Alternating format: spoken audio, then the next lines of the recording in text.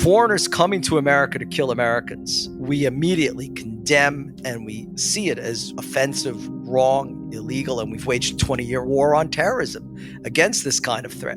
Somehow, when it occurs in the United States, it's something we ignore, we don't want to come to grips with. And in part, that's because of the constitutional freedoms, freedom of expression, freedom of assembly. But we have to understand, too, that words matter and that words can be weaponized. And as we've seen, unfortunately, in the digital era, be very quickly and easily transformed into wanton outright violence.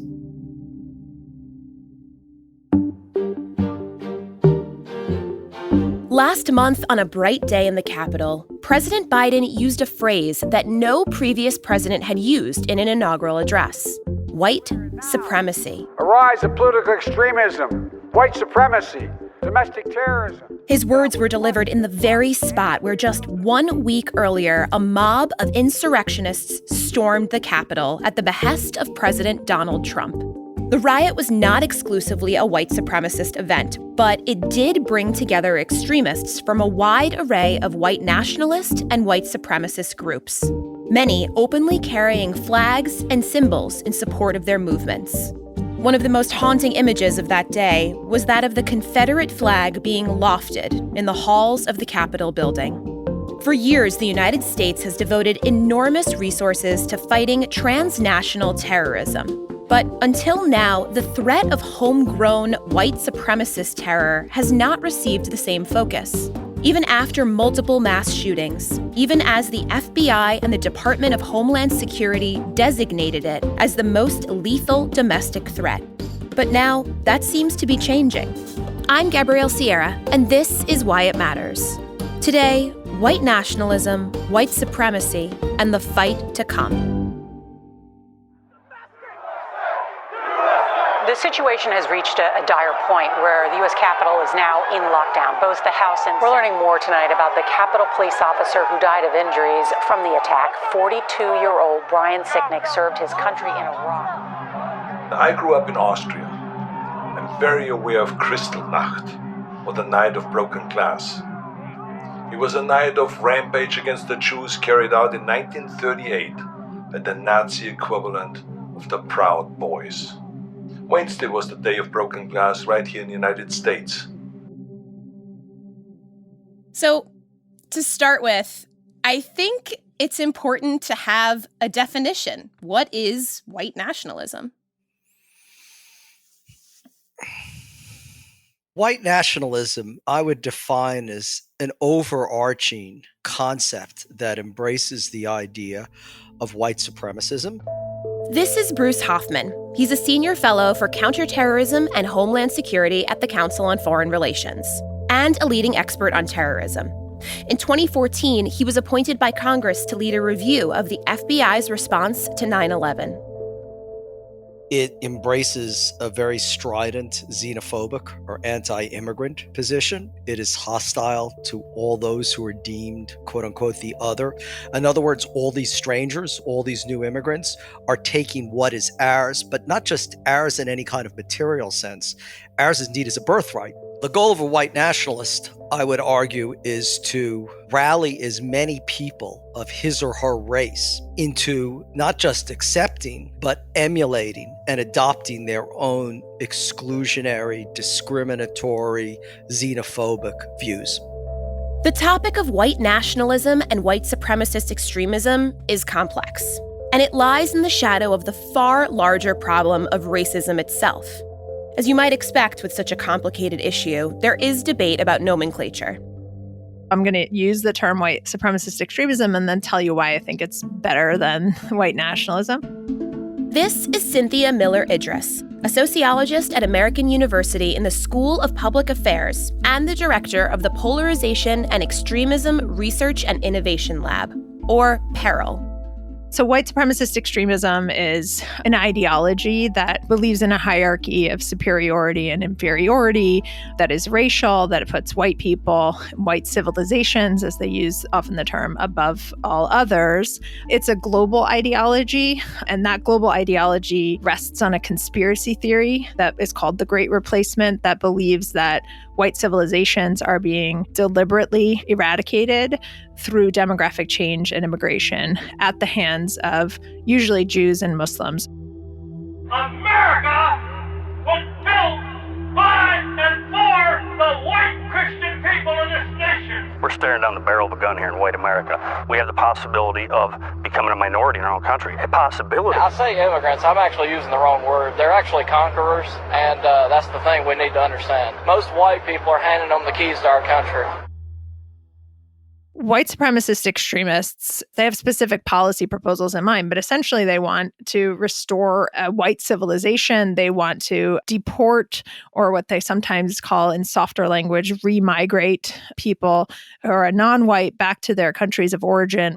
So white nationalism, which some people use, has two problems. One is that it can sometimes have the effect of softening what is really extremist and sometimes even terrorist behavior and making it sound like it's just overblown patriotism. And it also sort of has the effect of making it seem like it's a national problem when I think it is clearly a global problem.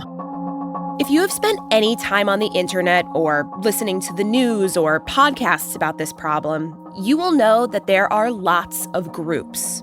So there are dozens of militias, neo-Nazi organizations, and groups with specific emphases of hate. There are the Oath Keepers and the Three Percenters and the Proud Boys, the self-defined Western chauvinists who gained some fame after President Trump told them to stand back and stand by. And then there are other groups that overlap into this far-right extremist space. There's QAnon, a conspiracy theory that features Satan-worshipping pedophiles controlling our government. There are concepts like the Boogaloo, a coded reference to a second civil war, and incels, a rallying idea for men with deeply misogynistic and violent views. The deeper you dig, the more terms and movements you uncover. Do you think that one problem with assessing all this is just the sheer number of groups? To what degree are these groups all part of the same movement? And what makes it so difficult to pin this down? Right.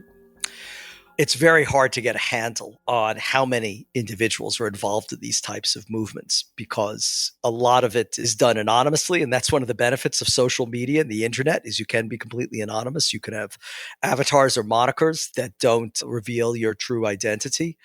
But there's another element to this is that we're not talking about organizations. We're talking about networks and networks that often have overlapping memberships. I mean, we may like to create our boxes of the Three Percenters or the Oath Keepers or the Proud Boys or the QAnon and so on. But we fail to realize is that you don't get a membership card. There may not be membership cards, but there is a basic idea shared across all white nationalist groups. And that's the idea that white Americans are the only legitimate Americans. Problems, whether personal, national, or imagined, are blamed on the non-white Americans.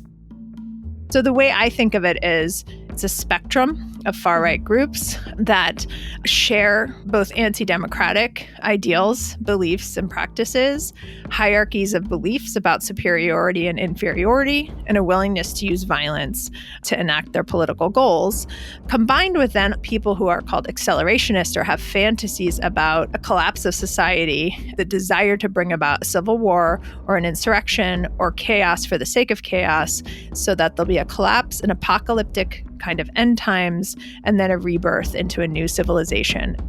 And the trouble is, because their agendas are so overlapping in many respects, people subscribe to a variety of them. So we're talking about something that is much more amorphous and much more diffuse than we've ever seen in the past. And of course, this challenges the very foundation of how we've always understood and countered terrorism by focusing on the organizations. This is why the U.S. State Department, for instance, has a foreign terrorist organization designation, because you can identify the organization, you can identify the leader, you can get a sense of how many members, and then you can sanction it.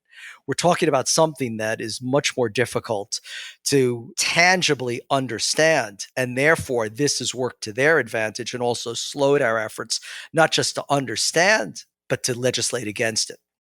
There's definitely not a unified movement, even though they have tried to. And so in the US, right, the most obvious moment when they deliberately tried to unify the movement was in Charlottesville in 2017, when they held a rally that a lot of people have forgotten was actually called Unite the Right. Today's Unite the Right rally, which is expected to draw thousands of white nationalists, neo-Nazis. They carried torches, a nod to the torchlight Nazi rallies of Adolf Hitler. They chanted, "Jews will not replace us." It was a weekend of street battles and stark displays of racism. Tonight, we examine the hateful groups that now appear to be banding together. That was the whole intent of that rally, was to try to bring together what had been a far-right spectrum that was infighting, that was at odds with each other, that was deeply fragmented, and try to unite them all under one banner and see if they could be a stronger force in American society and in American politics.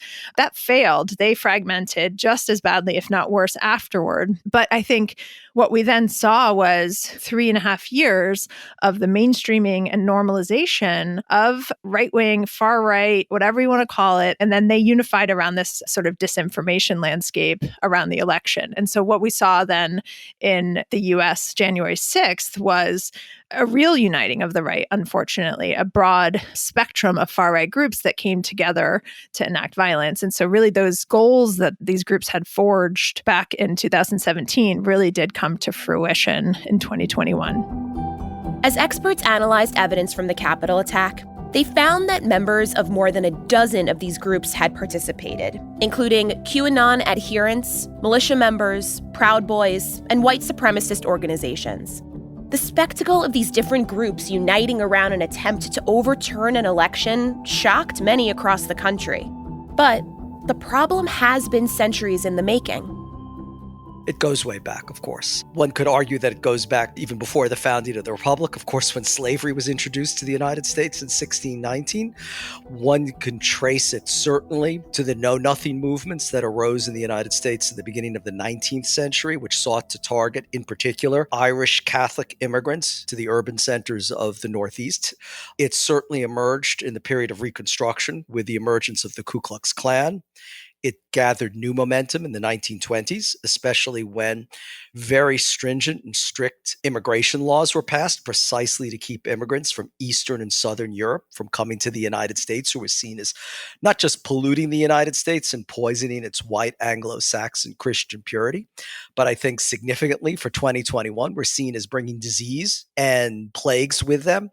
And of course, we've seen then it resurface in the 1950s, in the 1960s. But I would say the launch point for what we see in the 21st century really occurred in the late 1970s, early 1980s, when you had, I think, a remarkably similar constellation of events. You had, firstly, many Americans who were tired of a prolonged overseas military expedition and engagement in a far-off land that was in Vietnam and the U.S. wars in Indochina. That because of the prolongation of those wars and what they saw was the defeat where the United States, after considerable sacrifice of blood and treasure, just picked up and left, this profound disillusionment with elected leadership. It was a time also coming off of profound economic instability and very high inflation rates that created fears of jobs disappearing overseas, for example, of really the diminishment of blue-collar employment opportunities in the United States and the emergence of the Rust Belt, as it were. And all those factors combined to give rise to what was the first attempts to really integrate and coordinate and provide an organizational superstructure to the various strands of white nationalism, white supremacism, racism, extreme anti-government sentiment, belief in no veracity or no power of the government above the county level, anti-Semitism, and so on.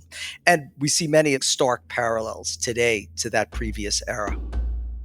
The period of the 1970s and 80s may not be the most notorious moment in the history of American racial terror.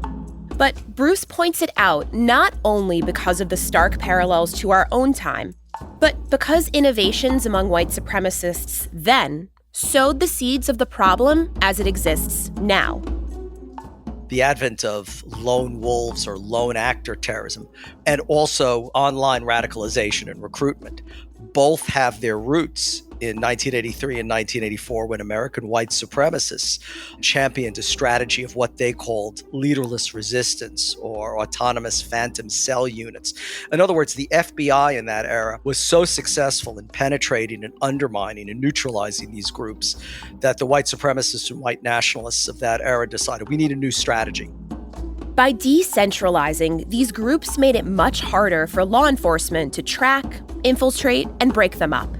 By forgoing hierarchy and instead relying on individual actors, a threat could emerge from anywhere, at any time. The second innovation is that at the time, the white supremacists in the United States were deliberately trying to forge international links, particularly with their like-minded hate mongers in Canada and what was then West Germany. The problem was every time they sent their hate literature through the U.S. mail, that became a federal offense, and they were vulnerable to being arrested for sending hate mail through the U.S. Postal Service.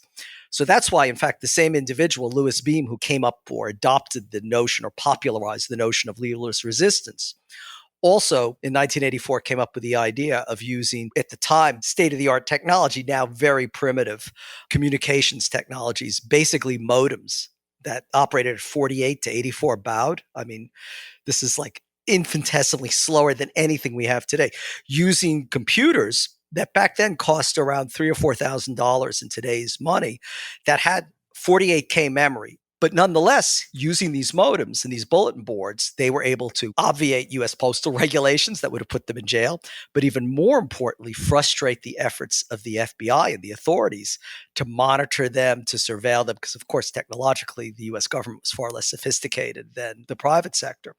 And what we see today is that something they could never have dreamt of in the 1980s is just the power of social media platforms, where you have thousands, tens of thousands, hundreds of thousands potential friends, associates, individuals in your circle or network that you can reach instantaneously at very low cost. And of course, radicalize, inspire, motivate, and animate them to commit acts of violence.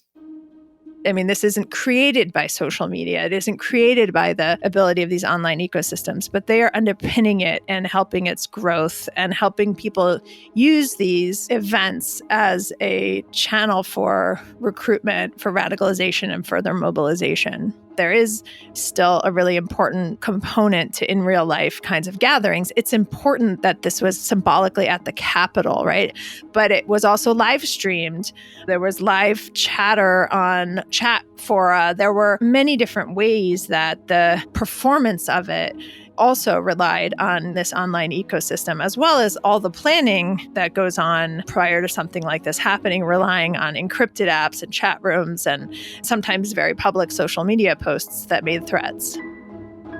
Social media plays a key role at every stage. It has created an unprecedented level of disinformation and polarization the world over. And this atmosphere is key for recruitment to extremist ideologies. It then facilitates bonds between extremists, despite geographical distance, allowing them to talk, refine their hate, and articulate their goals. In the lead up to an attack and even during, it helps them plan and coordinate. Finally, it allows them to broadcast the attack live, furthering their recruitment and accelerationist goals. The Capitol was not the first live-streamed white extremist attack. In fact, by January 6th, the technique had been refined for years. One of the most infamous examples happened in 2019 in Christchurch, New Zealand.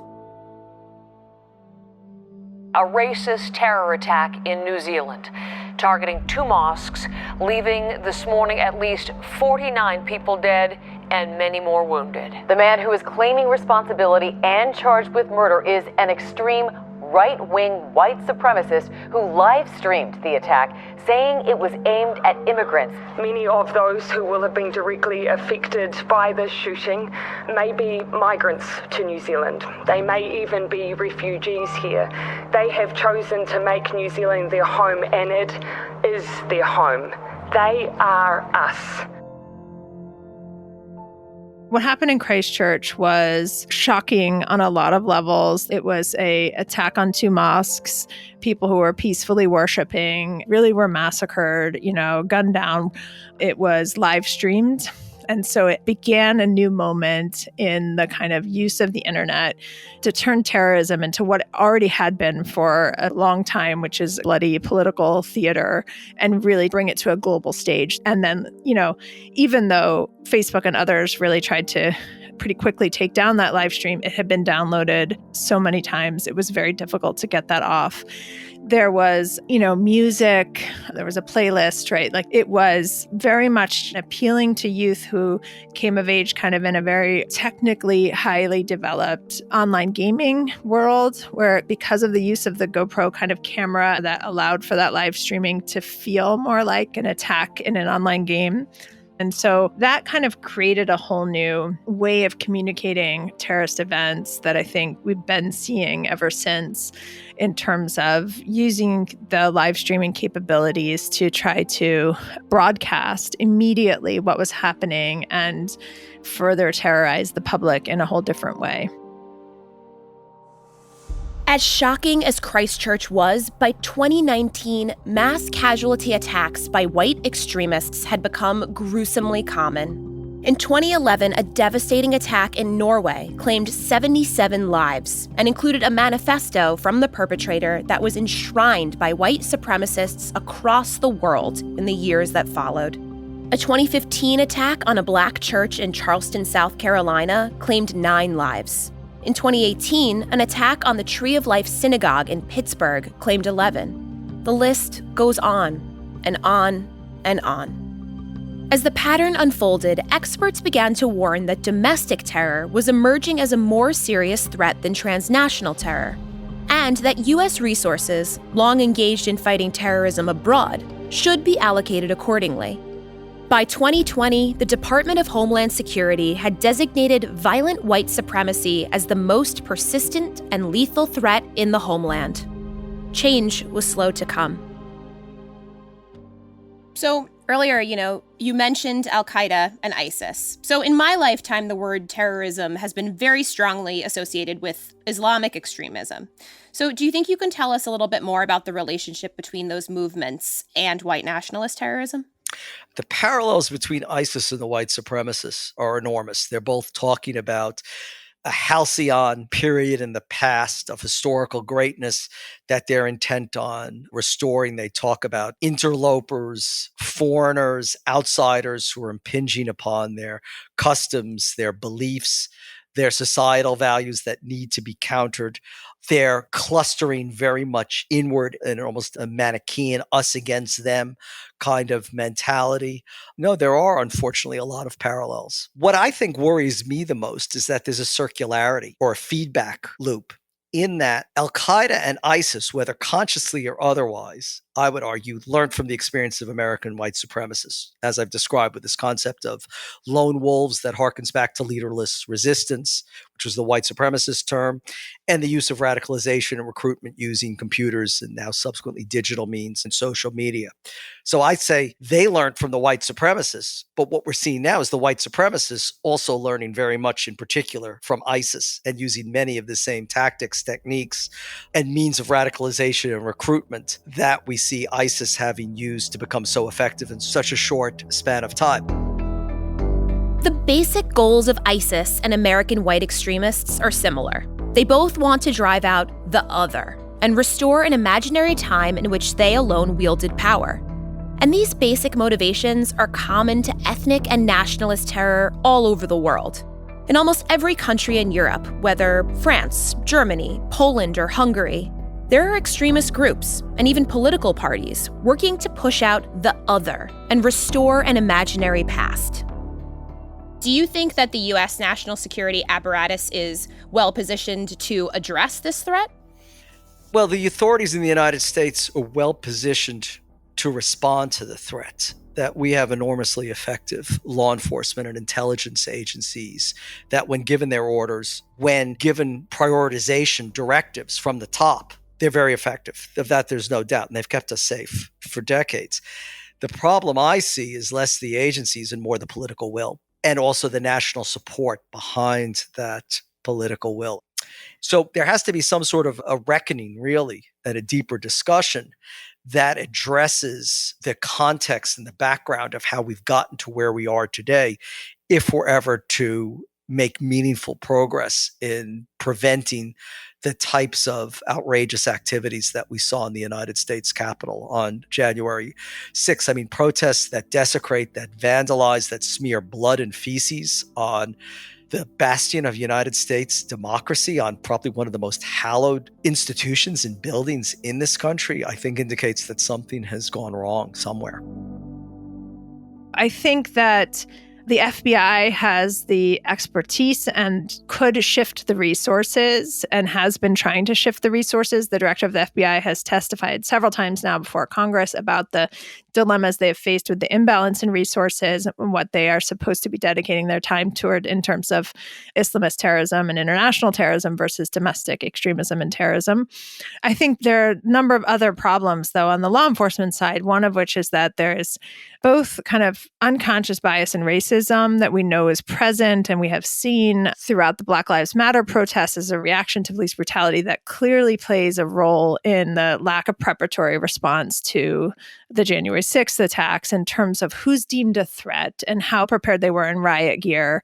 We have anecdote after anecdote of law enforcement officers, including some who were present now, as we're finding out, in those attacks on the Capitol. And they're caught for being members of white supremacist extremist or other far-right groups and militias. And so you have groups that are deliberately trying to recruit from law enforcement.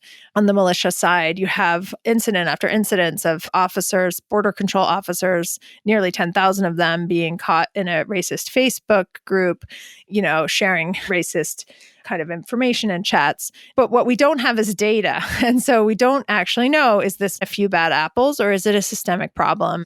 There's anecdote after anecdote. And after a while, so many anecdotes add up to at least there should be data available, mandated reporting from the Department of Defense and the Department of Justice. Many people don't realize it, but there is no federal law addressing domestic terror. Some say this needs to change if the FBI is going to execute its mission effectively. President Biden signaled his support for such a law in the wake of the Capitol riots and has ordered the Office of the Director of National Intelligence to review the domestic terror threat with an eye on future policy.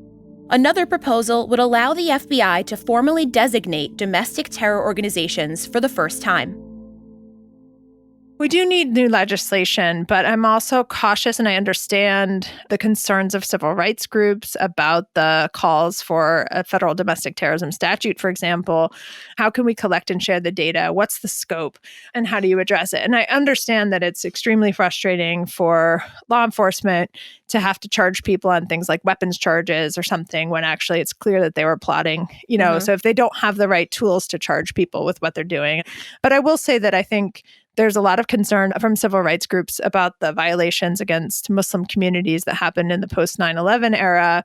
I think the answer to an injustice like that is not to repeat the same injustice with other citizens to make it equal, but to really try to learn from those mistakes and think, how can we do better than repeating those same mistakes?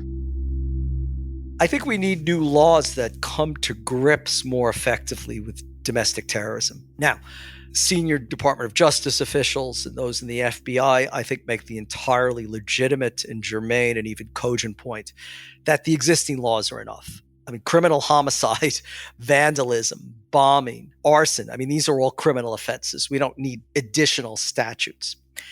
However, you could make the same point about hate crimes, which embrace all of those things. And we do have separate criminal statutes for hate crimes that often impose penalties, in some instances 3 or 4 times greater than normal criminal sentences or sanctions, because as a society, we want to single out hate crimes as being particularly abhorrent to a country whose motto is e pluribus unum, from many one, that is talking about the diversity of the United States.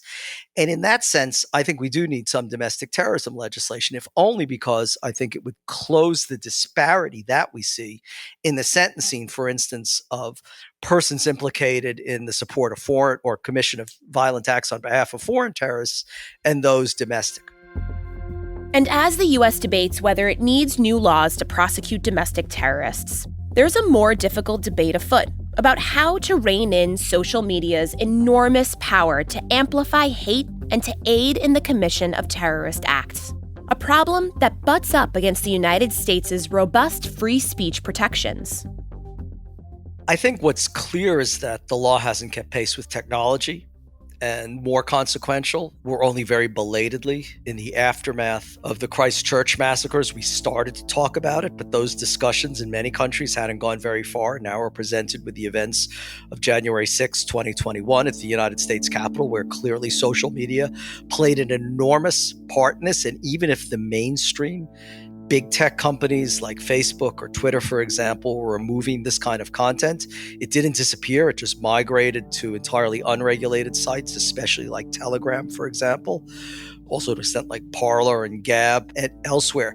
So we really haven't started that discussion. The Federal Communications Act, Section 230, for instance, excludes social media from many of the same restrictions that apply to mainstream media, to television stations, to newspapers, to radio outlets.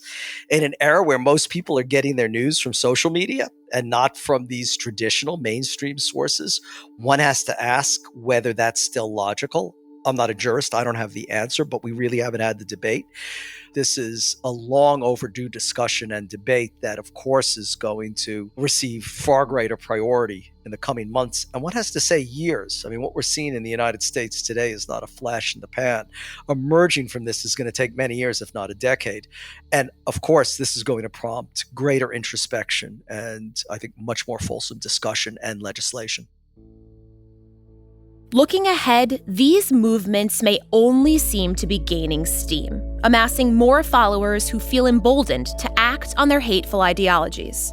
And honestly, as a woman, as a Jewish Puerto Rican, as a human being living in this world, it is not only unsettling, but straight up terrifying. But we have one advantage. The threat has been laid bare. For any skeptics who remained after Charleston, after the Tree of Life, after Christchurch, the image of nationalists storming the Capitol has put debate to rest. Achieving consensus on this threat is an important milestone. But for a subset of Americans, the Capitol attack only reinforced a lack of trust in the government. And this mentality continues to be fanned not only by the networks of online hate, but also by some mainstream media outlets and political supporters of former President Donald Trump, and even by members of the current U.S. Congress who go to work every day in the building where it happened. The road is not going to be smooth. The threat is real, and we can never allow ourselves to return to the time in which we ignored it or quibbled over its nature. Understanding and teaching the history of our country's relationship to white supremacy and its long history of racial terror is essential to maintaining this clarity, as is teaching the history of the foundational role that immigration and cultural diversity play in our country's strength. In the past, the United States has demonstrated its resolve to unite against foreign threats. We will now see if it can do so against a threat to our safety and our deepest values from within.